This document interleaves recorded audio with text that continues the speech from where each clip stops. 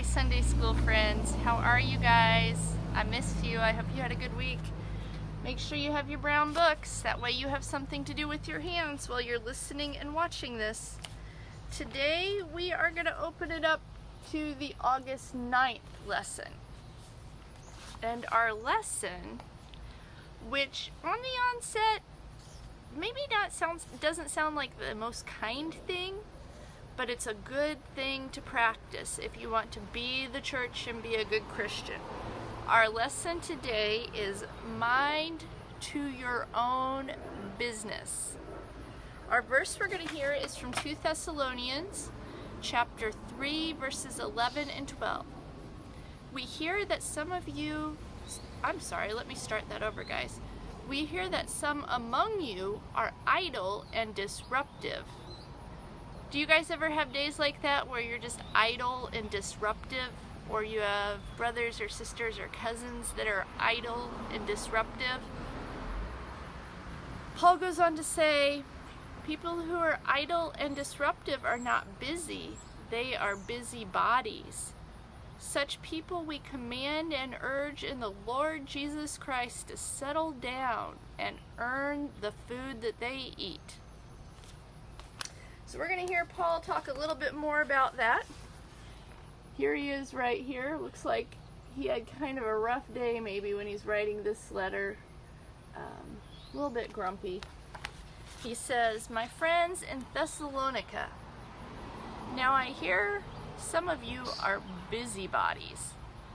Please stop that and quietly get back to your own work. Peace, Paul." You see this? He says, please stop that. Do you ever get that feeling where, maybe your teacher is correcting you at school and one of your classmates is all close by and all listening to what the teacher's saying and it's embarrassing and you don't like it? Or maybe you've made a bad choice and your mom or your grandma or your dad's talking to you about it right now and you feel kind of sad and ashamed that you made a bad choice because you knew better. And you've got a brother or a sister that's nearby and they're like, "Oh, I didn't make that bad choice," or, "Oh, I'm going to tattle on this person for doing a thing." And then that just makes you feel bad and grumpy. Have you ever been on the receiving end of somebody else being a busybody and not minding to their own business? Or have you ever been the busybody? Have you ever spread gossip or were a tattletale when you didn't necessarily need to be, but you were just doing it because you were kind of idle and disruptive? Paul's saying in his lessons, and what we're learning about today, is that's not being the church. When you're being a busybody and you're being idle and disruptive.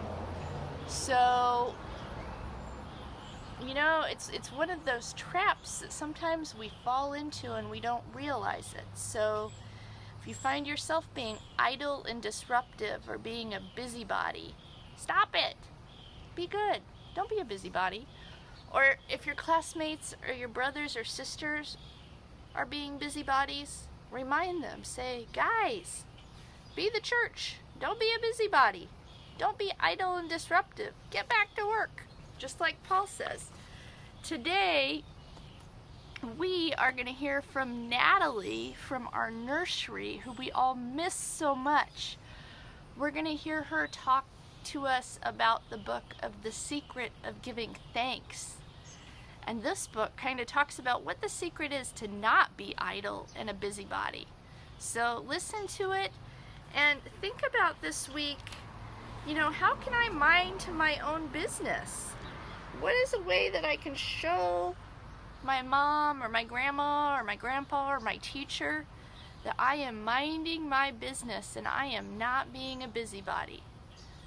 I love you guys. I know you guys do such a good job of minding to your business, and I cannot wait to see you again soon. I hope you have a good week and stay cool, and I will talk to you later. Bye, guys. My name is Susan Gaskell. I am a member of St. Stephen's. I am reading The Secret of Saying Thanks by Douglas Wood, illustrated by Greg Shedd. The world is full of secrets, gentle, shy things that some people know and some don't. The best secrets are the ones that make us happy. And the best thing about any secret is sharing it with someone else who wants to know.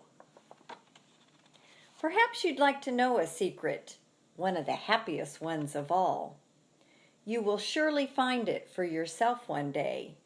You'll discover it all on your own, maybe when you least expect it. You might discover the secret at dawn, a morning like all other mornings. The sun climbs over the edge of the earth and begins to fill the world with light and warmth. It touches your cheek with a golden ray, and you say softly, simply, "Thanks. Thank you, sun, for the gift of a new day, for all its choices and challenges, for all the beauty that it brings." Or sometimes perhaps you'll notice a flower, as if for the very first time, and thank it and all of its bright brothers and sisters for the grace of their blossoms and the sweetness of their breath, for coloring your path and reminding you how easy it can be to smile. Or you might discover the secret when you find yourself under an old tree and grateful for cool shade on a hot day. Stay a while beneath its limbs, remembering there the good and gentle gifts of all trees over all the earth. Forests to explore, leaves to sing in the breeze, and roots to hold the earth in place. And simple lessons in how to grow. One long day you may stop to rest upon a rock, a silent stone that's been waiting age upon age for someone to come along and just say thank you. Thank you, all stones and rocks and pebbles and hills and mountains. Thanks for your silence and patience, for standing still and not changing in a world so full of noise and speed and change. You may find the secret when you hear a bird sing and feel grateful for the gentle music of the skies, for flash of wing and brightness of feathers, for the good company of graceful creatures who dance upon the wind. And perhaps you'll remember to thank all creatures who swim or crawl or creep or burrow or climb or run. Creatures with fur or feathers, horns or hooves or scales or shells. They remind us of the mystery and beauty of all life, and they save us from a great loneliness here on our small blue planet, sailing among the stars. And those stars themselves, tiny twinkling beams from far, far away, farther than you can even dream, that give just enough light for dreaming or wishing upon. Don't forget to thank them, and the soft, shiny moon, the night sun that helps us to find our way in the dark. Beneath the moon, the earth's waters are spread with silver. Lakes and rivers, ponds and puddles, and streams and oceans. It is the waters that make the magic of life possible. Perhaps one day, taking a cool drink, or paddling a canoe, or swimming, or splashing in the sun, you will remember to say, thanks. Thank you, waters, for sweet drinks, for cool swims, and reflecting sunsets, and for the gift of life itself.